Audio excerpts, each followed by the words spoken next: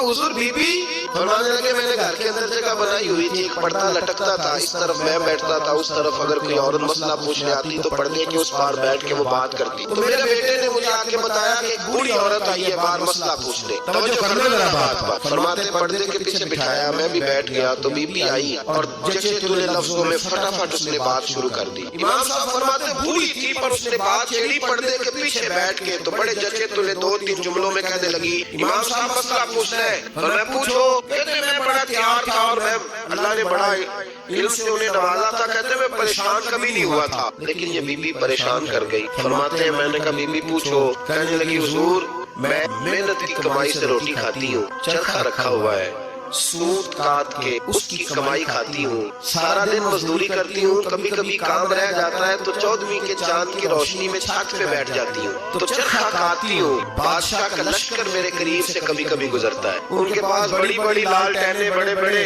उनके पास रोशनी के बंदोबस्त होते। लश्कर बादशाह का गुजरता है तो बहुत बड़ा लश्कर होता है, कई किलोमीटर तक वो गुजरता जाता है, तो कई दफा अचानक उसकी रोशनी भी मेरे चरखे पे पड़ जाती है।